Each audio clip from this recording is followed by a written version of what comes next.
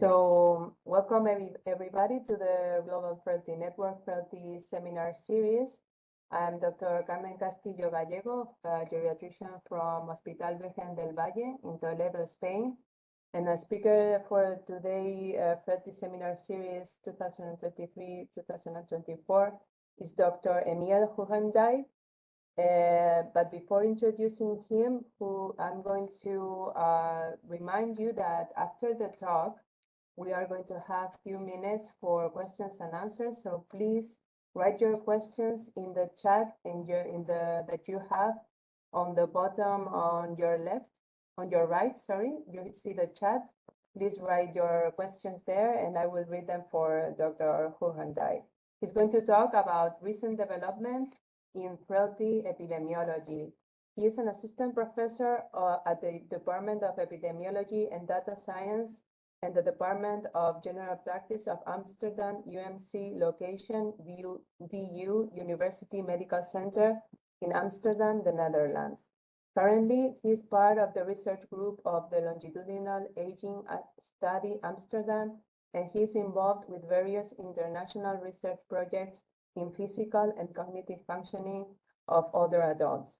He works, among others, as senior researcher for the Age 2020 I Care for All project on care for older adults with complex chronic conditions.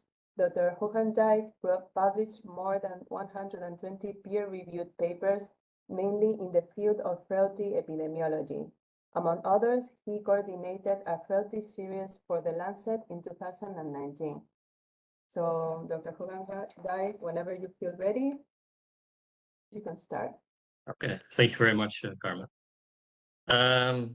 So yeah, I'm working for the Amsterdam University Medical Centers in Amsterdam. This is a merger of two big university hospitals and departing from two universities. It's the largest hospital in the Netherlands with more than 18,000 employees, of which about 4,000 or 5,000 research staff.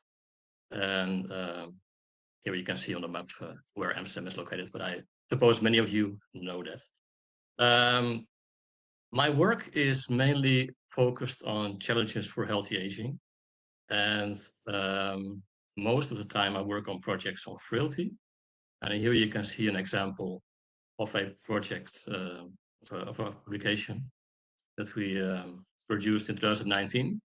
It was a series on frailty for The Lancet, which consisted of two papers, one paper on the public health impact of frailty and one paper on the management of frailty.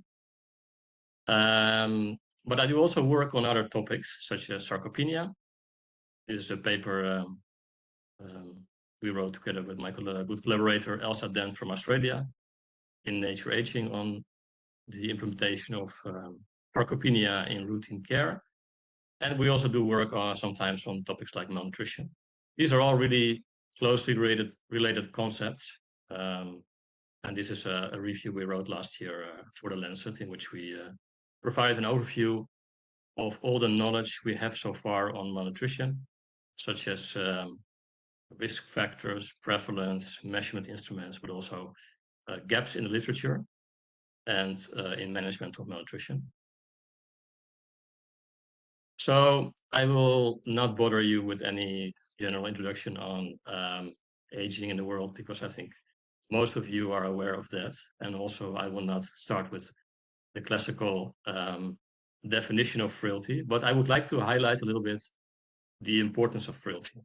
When we published in 2019 the series for The Lancet, on the front cover, they wrote, "Frailty, the new frontier of medicine."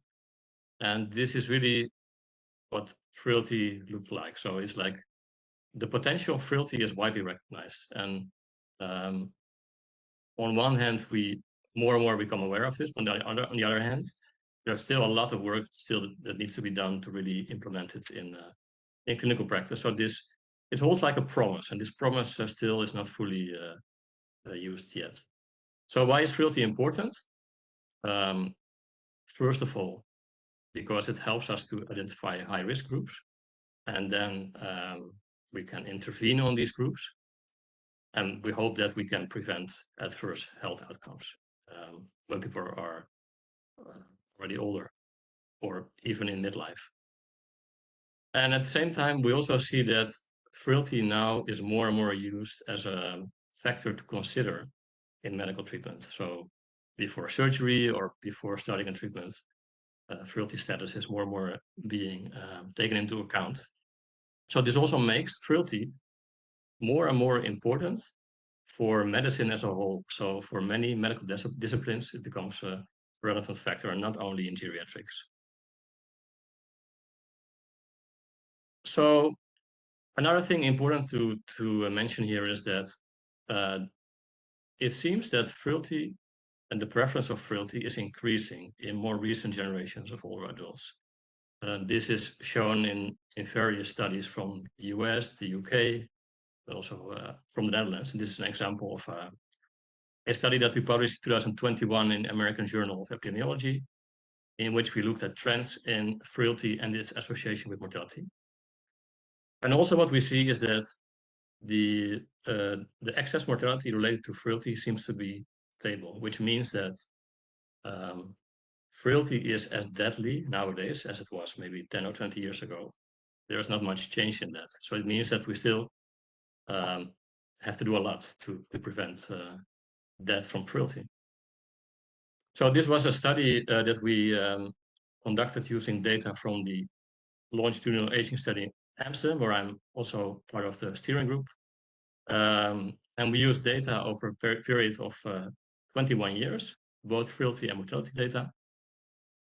And when we looked at the frailty prevalence, we saw that over a period of 17 years, 17 years, among people aged 64 to 85, frailty prevalence was increasing from 21 to 28%.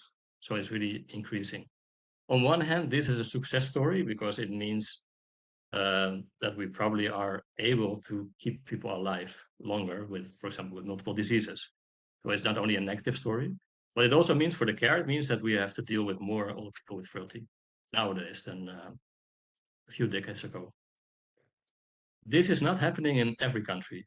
I know examples in Asia, for example, in Korea, where it looks like the prevalence of frailty in recent years is stabilizing or even improving. So this is not a global figure. And then what we also checked is the excess mortality of frailty. So we looked at 4-year mortality over a longer time period, and we just checked the percentage of people who died within 4 years. And what you see is that, of course, life expectancy nowadays is increasing, but it means that also the 4-year mortality is lower in more recent years. However, this decrease in mortality seems to be similar in people with and without frailty. So even though less people die, the difference between people with and without frailty is still the same, as you can see in this figure. And also, what we also see in this figure is what we know, that, for example, men die sooner than women. And in the previous picture, you also saw that women have higher frailty prevalence than men. So these are well-known figures. And then frailty research. I always say that the frailty field is relatively young. And you think maybe 20, 25 years is a lot, but for many conditions, we needed much more time to really establish good definition, and also to establish diagnostic criteria, or even care for certain conditions. If you think, for example, about certain psychiatric disorders, sometimes it took 50 to 60 years to develop this. So this field is relatively young, and what we see developments. And one of the developments is that since in the beginning, there were a lot of cross-sectional studies. In 2001, when the two famous definitions of frailty were introduced, it was very often there were studies that measured frailty only one time,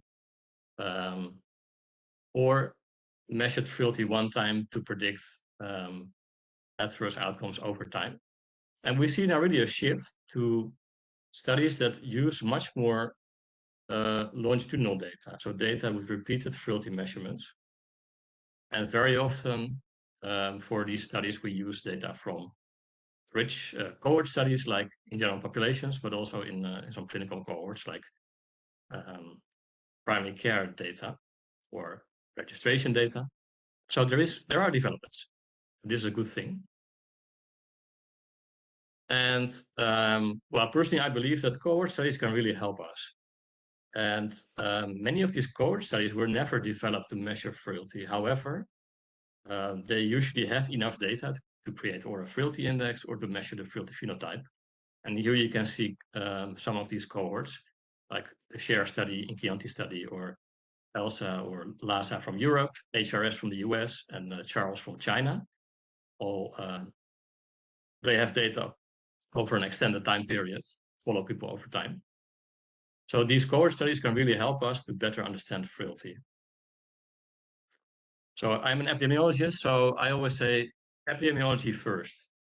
We always try to rush and to implement things very quickly when we know that a condition is serious, but we also need time to understand the condition. And so I really think that processes can go parallel, of course, but it's very important that we use the available data we have to understand frailty. For example, its incidence, the distribution of frailty, but also determinants or factors that predict frailty. And then eventually we will be able to find targets for intervention, treat frailty or to prevent frailty. And we can develop RCTs or implementation studies. I started my career with RCTs in frailty research, so I'm really going the opposite direction. And then I realized that there's still a lot we don't know about frailty. So this is where I focus most of my research on helping to get a better understanding of frailty. I don't do this alone because I think it's very important to collaborate. On one hand, you would like to have as many independent research groups as possible so that we all at the same time look at the topic from a different angle. But international networks are very important to learn from each other, to also to work together, and also to accelerate the research. And a few years ago, we established the International Network on Frailty Epidemiology, the EpiFrail Network. And now it includes more or less 20 to 25 members from various backgrounds from Europe, North America, South America, and the Asia Pacific region. If you are interested in this, you can check our website. The network is open for any frailty researcher, and yeah, we try to contribute to the knowledge gaps in the field. So last year we published our first big paper together. This was a review in Aging Research Reviews, focused on recent developments in frailty identification, management, risk factors, and prevention. What we did here is that we looked at the literature from the past 5 years in the Q1, Q2 journals in geriatrics from Web of Science to see what are novel developments. And we defined this as articles that were solution-based. So articles, not articles, for example, on prevalence, more articles that look for new ways to identify frailty or to treat frailty. And well, the paper was led by Elsa Den from Australia, and we have a quite nice group with people from all over the world contributing to the paper.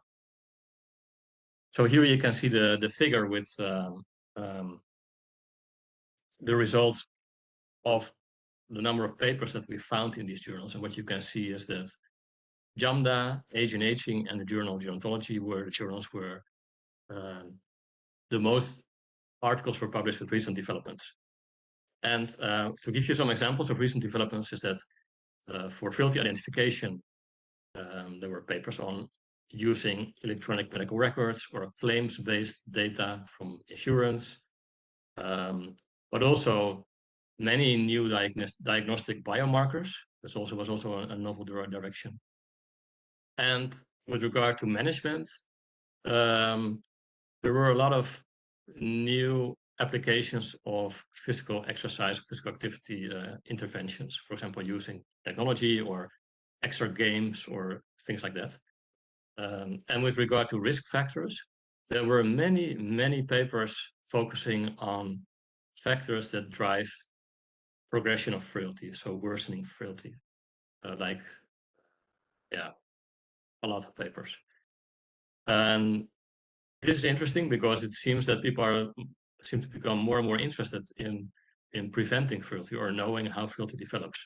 But one thing is very difficult with this, because looking at prediction and association does not mean that you know the mechanism. So association is no causation. So very often it doesn't give us directly the information on where we can focus interventions on, but it helps us to identify people who are at risk of frailty.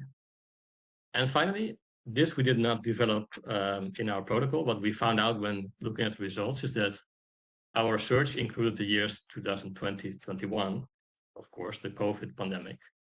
There were quite a few articles on frailty during the COVID time, using frailty as a predictor of outcomes in COVID patients, but also using frailty as a way of triage of to making decisions in clinical care. So these were the developments we observed. So what I would like to do today in my presentation is not go into detail with many recent developments, but to focus on a few recent developments, some emerging themes, with some data examples of studies that we did ourselves, just to give you a sense of new directions in research. But first of all, I would like to tell you a little bit more on the databases that I use a lot. And one of them is the longitudinal aging study Amsterdam. This is an ongoing cohort study from the Netherlands, focused on aging in the Netherlands. It is a nationally representative sample of, more than 5,600 people now, in 3 regions in the Netherlands, around Amsterdam, around the city of Zwolle in the east, and around Os in the south. So the study started in 1992, and it's still ongoing. We are now preparing a new measurement wave. At baseline, the sample was between the age of 55 and 84 years. And every 3 years, the people are interviewed at home. And of course, after 10 years, we do not have any people anymore in the youngest age category. So that's to keep the cohort alive. We sample every 10 years a new refresher cohort of people aged 55 to 64 years. We did this in 2002 and also in 2012. We did not do it in 2022 because of the pandemic, but we are currently preparing this. So the LASA study has some strengths and limitations that I would like to share with you. Now we have a very long follow-up. So you can really look at course of all kinds of domains of functioning for more than 30 years. So you can really follow somebody from the age of 60 to the age of 90. So this is a strength of the study. Also, the study is multidisciplinary.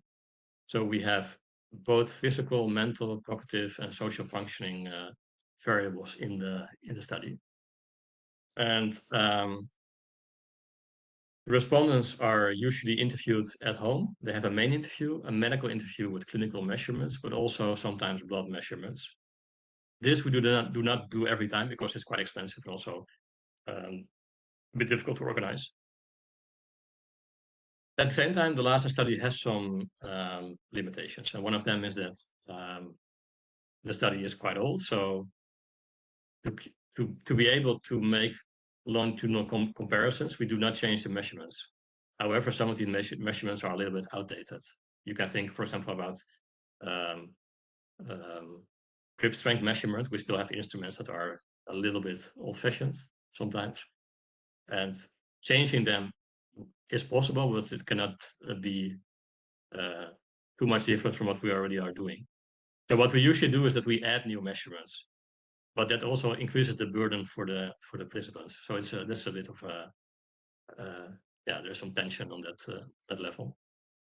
And also over the years, certain measurements become much more specific. For example, diabetes. We asked this with a question, but yeah, you would also like to be able to establish this in different ways with more, for example, with new medication that is being used.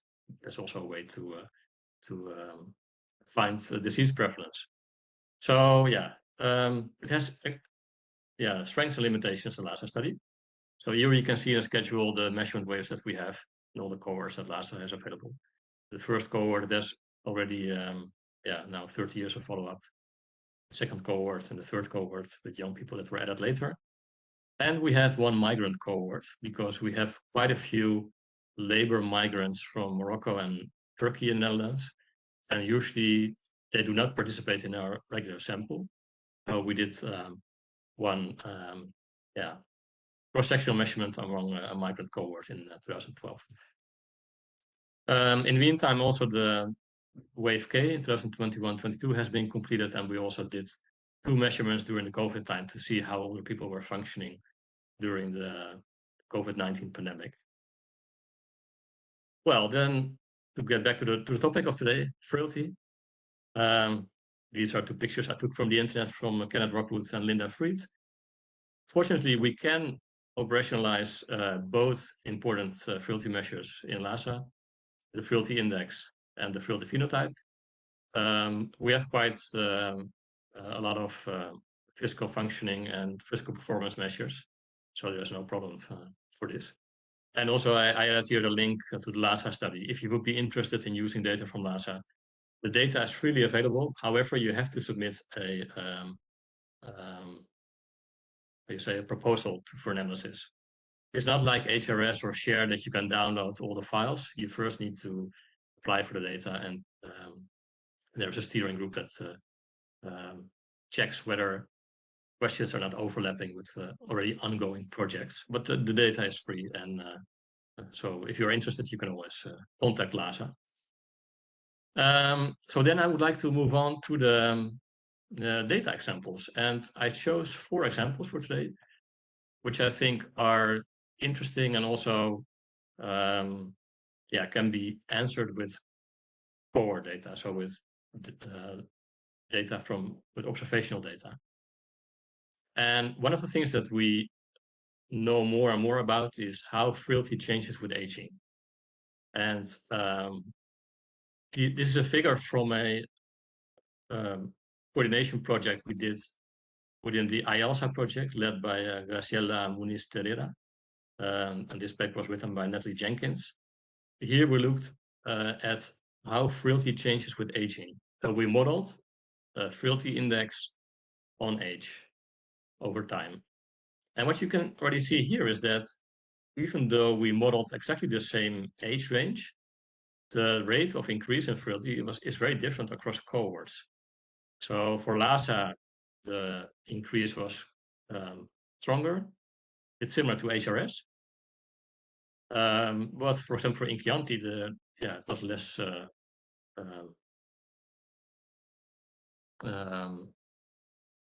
steep increase in frailty. So also what you see here is that the levels of frailty are generally higher among women than among men. This is also a very common finding. So we can compare this, but at the same time we still do not know how these differences arise. It's possible there's a methodological explanation, like that the frailty index is a little bit different in one study compared to the other. But it's also possible that frailty changes are different in different cultures or different parts of the world. It's also possible. And then another important question related to this is that people often ask, also in clinical practice, is should we measure frailty once or should we measure frailty repeatedly? And here I would like to show you 2 studies from my colleague Erwin Stolz from Austria, who has some great papers on modeling frailty. He also has some nice papers on terminal decline in frailty and also fluctuations in frailty, so some quite original work on longitudinal changes in frailty. But this is a study that was from 2021, which also included data of LASA, where he wanted to answer the question, does repeated measurement of frailty, in addition to baseline measurement, improve mortality prediction? And in this study, data was used over a period of 20 years from LASA, 1995 to 2016, almost 1,500 respondents, and frailty was measured with the frailty index. And these are this is the picture of the course of frailty, so the change in frailty over time. And what you can see here, just like we saw before in the other study of Jenkins, is that HRS and LASA are quite similar, so the US and Netherlands. And well, we see. However, this is average change, which is of course interesting. But, and this is one of my favorite figures of Erin, and that is showing individual variation in frailty. And this is, well, it's almost like a painting. And you can see that at each age, there is a huge variation in both the intercept, but also in the change over time. So at the age of 65, you have people who have 0 deficits to almost 0.7 on the frailty index, which is like almost the upper limit of the frailty index. So this is really interesting to see. We tend to focus always on this black line, but we really have to consider there's a lot of variation around it. So this also may suggest that taking into account changes could be helpful. So when looking at associations between frailty and mortality, the frailty index and mortality in LASA, it was shown that, of course, baseline frailty predicts mortality, but looking at changes in frailty improves the mortality prediction. So it's really important to regularly measure frailty, it seems, from these data. Then Erwin Stolz repeated this study in a different population, and also with measurements that had a little bit shorter interval. Because in LASA, we have a ancillary study among people aged 75 and 75 and over, where we measured every 9 months between 2016 and 2019. And these are, the sample is a little bit smaller, 500 people. But in this way, it was interesting to see if we could, at very old age, you could see still the added value of measuring frailty repeatedly instead of measuring it only once. And well, again, this nice picture with the individual variation here shown for both people who were alive after almost 4 years of follow-up compared to people who died. And again, the models that were performed showed that change in frailty improved the prediction of mortality. So it seems important to not measure frailty just once, but to do it repeatedly. Okay, looking at the time, yeah, we're okay. My second example that I would like to discuss today is the life course perspective. We see more and more studies that focus on this perspective, and there are different approaches, I think. On one hand, you have more the social science approach that is more theoretical and, for example, looks at welfare states and policy influence on health. But there's also the more, I would say, more medical approach, is that just looking at what happens in earlier life stages, how does this influence health in later life? So if we are able to measure certain factors early in life, or we are able to question about this when people are older, we perhaps can find pathways to frailty. So yeah, this means that what happens earlier in life can really impact how frailty emerges. And last year we conducted one study, which is an example of a life course factor, that is the adversity in childhood, adverse childhood experiences. This is a study also using LASA data, conducted by Menelaos Dimitriadis from the University Medical Center in Groningen in the Netherlands. And he was interested in checking whether the adverse childhood experiences would predict incident frailty over time. And with adverse childhood experiences in Lhasa, we mean any significant life event before the age of 18 that would have a lasting impact on the rest of their lives. This includes war experiences, death of somebody near, sexual abuse, poverty, or physical illness. So what he found is that there was only an association among people aged 70 years and over. So he used data from Lhasa of people aged 58 and over, and then he checked for effect modification, and he found that the association was only present in the oldest old.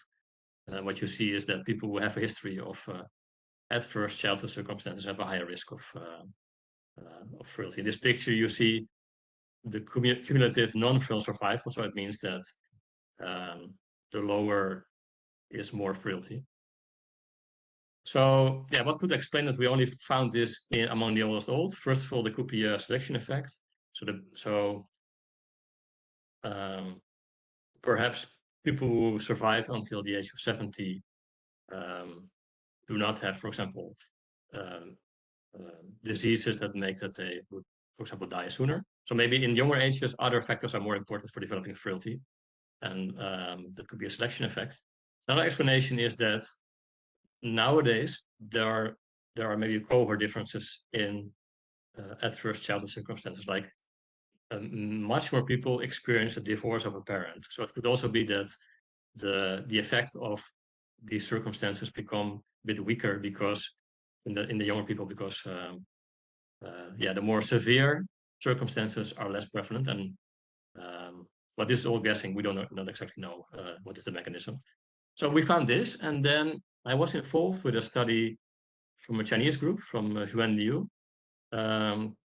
who looked at exactly the same, but then also tried to find an explanation for the association between childhood adversity and frailty.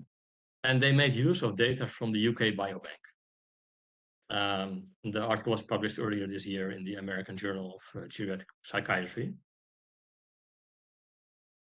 So using data from the UK Biobank, which is a relatively young sample between 40 and 69 years, a 49-item frailty index was used, and 2 waves of UK Biobank data were used to gather information. What you see here is that for the various types of adversity, there was an association with the frailty index, or in this case, frailty prevalence, which was generally higher among people who experienced one of these adversities. And then the next step was to look at what potentially could explain this association. So we know that childhood adversity is related to all kinds of psychosocial issues, and also a less healthy lifestyle. So we thought perhaps this could explain the association between childhood adversity and frailty. So they created an unhealthy lifestyle score, which consisted of measurements of smoking, BMI, drinking, diet, and physical inactivity.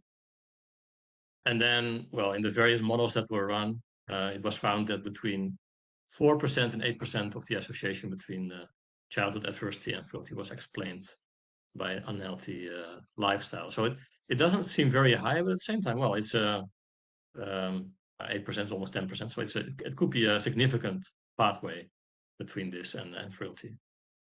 So this all helps us to understand better how frailty could develop, and also to intervene maybe in the future on it. And then the third example I would like to share with you today is about the functional continuum, something completely different, I realize. So the continuum from fit to frail.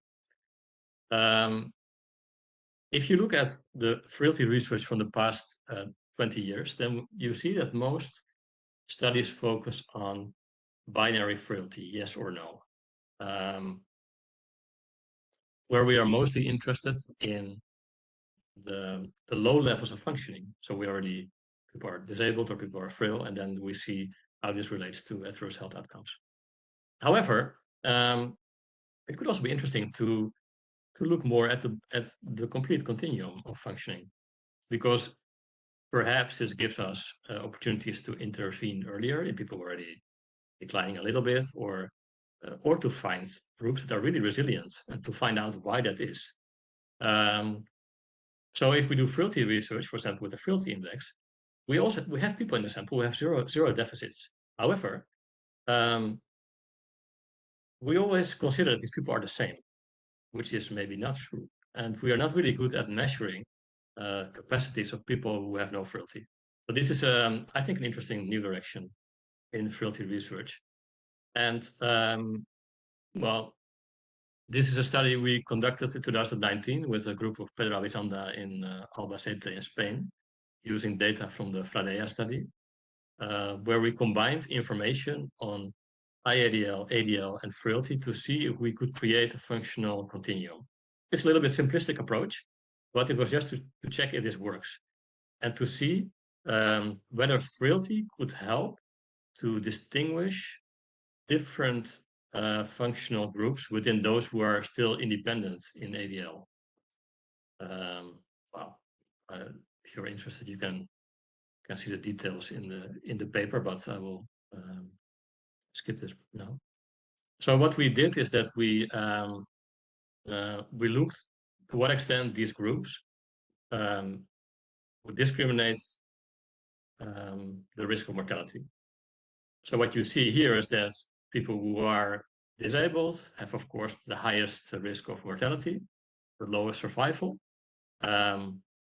Those who are independent in ADL but are pre-frail are a little bit in the middle, and people who are ADL independent but already frail are approaching the group with disability. So it seemed that in this study it was possible to make to create a functional continuum that really was able to distinguish different mortality risks. Well, then something pretty different, intrinsic capacity. Because if you think about how can we look at health of people who are not frail, the new construct of intrinsic capacity really could help with this. This is like a positive approach, looking at capacities. So last year we wrote this article. This is a commentary in Asian Aging to start a little bit of a scientific discussion, because our opinion is that at this moment we are not really able to measure intrinsic capacity well, because we use a lot of data, a lot of variables that are exactly the same as in many functional and frailty measures. So as it looks now, many of these intrinsic capacity measures are like an inverse of frailty. So instead of looking at capacities, a lot of these studies look at absence of deficits. So although intrinsic capacity is a very promising construct, still a lot needs to happen so that we are really able to measure capacities. So yes, we try to start a scientific discussion on this, and also to help to move this a little bit forward. And if you look at studies that are published on intrinsic capacity, we believe that a lot of studies are contributing to redundant research, because they really repeat what we already know. As already said, many components of intrinsic capacity equal certain frailty measures, such as gait speed or grip strength or weight loss. So they don't provide us any new information. So this is really still a field that needs to be developed. And if we, for example, are able to really measure capacities, it offers all kinds of new possibilities to distinguish in people who are not frail, different stages. So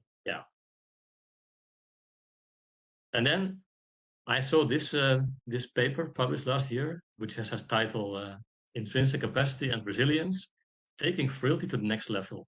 Well, this title, everything comes together. And it sounds quite intriguing to me. But again, I think that in a lot of studies, we measure intrinsic capacity and resilience as well as frailty, all with similar variables. So yeah, whether these are really, really different nowadays is still open for discussion. But we also have to see the similarities, and that is that they're all about physical reserves and how to deal with stressors. So that's what they have in common. So this is still a lot of things to develop for the future. And then I came across this article from Anne Newman, which was published in October 23. And I think this is very interesting, and I will recommend you to read this, because this is the first paper, I think, that really tried to look at the whole range of frailty. I met Anne Newman once when she was a member of the advisory board of LASA a few years ago. I presented there the LASA Frailty Index, and she was commenting on my Frailty Index, saying that, well, if you look at the distribution of the Frailty Index, it's a bit skewed to the right, and you have people. Suddenly, you have people who have Frailty Index of 0 with 0 deficits, but then the line continues. But we are not measuring that.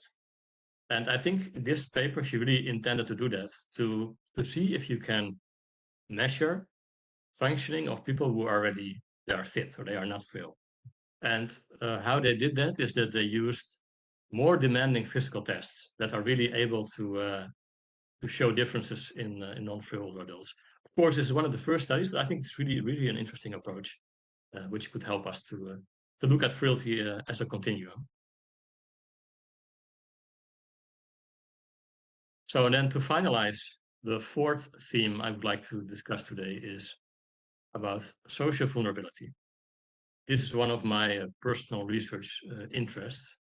And I think during the COVID-19 pandemic, this really came up as a research theme because there was much more attention for social isolation and loneliness as indicators of social vulnerability.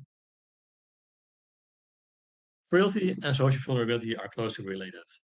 And for example, when I was conducting clinical trials among older frail people in primary care, and we visited them at home, many of them, they had many diseases. But what really was interesting to see is that when we visited them, they were always very happy to see us, and they were not complaining about their disease, talking about their diseases, but very often they were talking about the lack of social contact. So for people, this is very important. So frailty and social isolation and loneliness are closely related.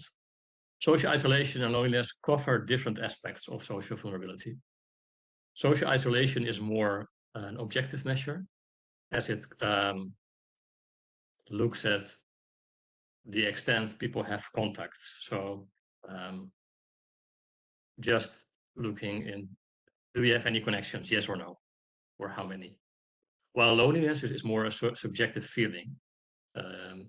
And this could be a feeling of that relationships that you have are not sufficient to fulfill your emotional needs, but also that the number of relationships you have are not sufficient if you like to have more. So this is different for every person, because somebody can have a very big network but still feel lonely. So very recently, we have published a systematic review on the relationship between frailty and social vulnerability. This review was led by Peter Hanlon from Glasgow with his team, and it was looking at both cross-sectional and longitudinal associations between both concepts. So what were the results of this systematic review? We looked at all kinds of indicators of social vulnerability, from low social support to loneliness to social isolation and to the more social vulnerability indexes. And of course, as expected, we found a positive association with frailty. So if people have vulnerabilities in social functioning, they have a bit higher risk of frailty. This is mainly points into this direction. And what you can see, the different colors, they represent the different frailty measures. Most of the studies use the frailty phenotype or the frailty index, as expected. And then looking at bidirectional the associations of between frailty and social vulnerability. On the left, you can see baseline social vulnerability in relation to changes in frailty. On the right, you can see baseline frailty in relation to changes in social vulnerability. And what is apparent from this figure is that there is much more research with frailty as outcome than with social vulnerability as outcome. But still, the results point in the direction of bidirectional associations. So both seem to influence each other. Social vulnerability is associated with frailty worsening, but also frailty is associated with new loneliness, new social isolation. So it goes in both directions. And it's also possible that frailty and loneliness and frailty and social isolation are present at the same time. And this is what we did in a study that was published in 2021 in JACS, where we looked at the combinations of the different measures. And what you see in the figure, I hope this is clear, is that those with the highest risk of mortality are those who are frail and lonely or frail and socially isolated. People who are only frail also had a higher risk of mortality, but a little bit lower than the combination. So here you really can see that the combined presence of these conditions is important in clinical practice to have attention for both constructs. And to finalize, I would like to show a little bit of the work of Frailty Epidemiology. She is a postdoc in Montreal in Canada.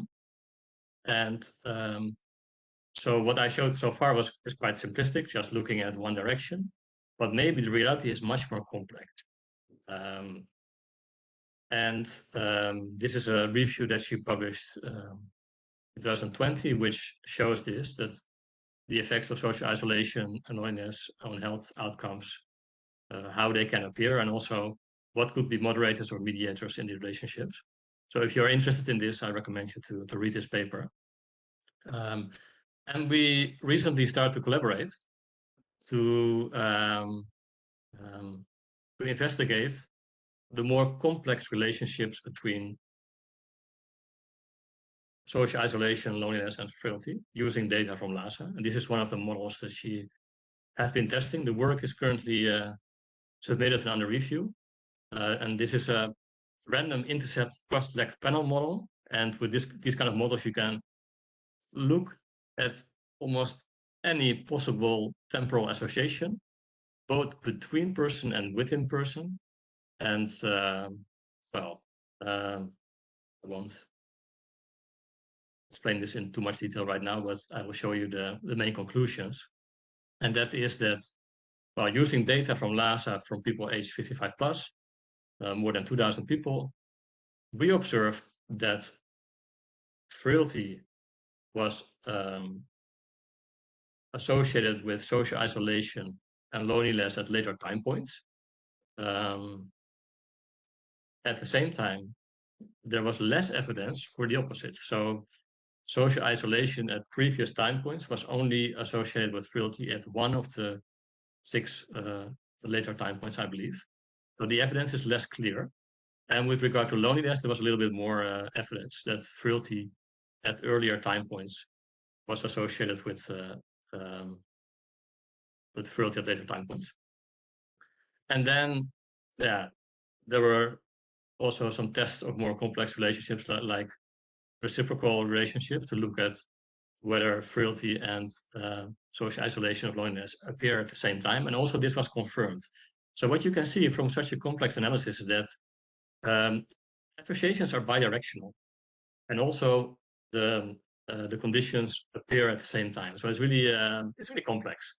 But I really think that we need this kind of studies to really disentangle all these effects and also to understand it better. So this is great work done by Frailty, and I hope it will be published soon, and then you will be able to read it. So to finalize my presentation, because we are now at 45 minutes, I would like to repeat that epidemiological research really can help us to understand frailty, to be able to prevent or treat frailty. This is one of my missions, I think, in my research. And even it would make it possible to simulate RCTs, because it's very difficult to conduct RCTs in people with frailty for ethical reasons, but also for practical reasons. So theoretically, if we would have very rich observational data with certain causal methods, it is possible to do trial emulations and to simulate RCTs. But then you need to have information on interventions, that's for sure. For example, physical activity, very often we have available, but maybe more specific interventions are not in these kind of data, but it is possible. And the good thing about observational data is that the external validity is very high. So compared to RCTs, we'll very often have a limited external validity. So, and then, I'd like to repeat that I showed for you, I showed you several emerging topics that I think are quite interesting, but still deserve more research. And that is changes in frailty, a life course approach that we still need to know a lot more about. We start to understand a little bit about it. The options to look at frailty in a continuum, and also how new measures could help us, maybe even intrinsic capacity could help us to capture this. And then finally, social vulnerability, which is also an interesting concept that is closely related to frailty. So this was my presentation, and if you have any question, and you did not ask it now, you can always contact me through email or through social media. I'm always happy to answer any question, or if you are interested in any of our work, let me know. So thank you. Thanks a lot. Thank you so much, Dr. Hoogendijk. We have a question. Well, we have an audience from all over the world, just so you know. Mm-hmm. Say from India, Morocco, and I think Egypt. We have a question from Amani Ali. Thank you for your great presentation. I need advice on how to establish research investigating the prevalence of frailty among Egyptians, considering there is no data or epidemiological studies to help. Yeah, this is a great question. And this is what we see a lot in low and middle income countries, that the data infrastructure is very limited. So I don't think I can give a very easy answer to this, because it has to do with resources, with, of course, you can do a lot with volunteering. So just starting a data collection, perhaps in collaboration with research centers, for example, from WHO or from other countries, that is possible. But I think it's, this is what we see a lot, that even if we look at the papers that are published, reviews on frailty prevalence, that the US, Canada, and Europe are overrepresented in these studies.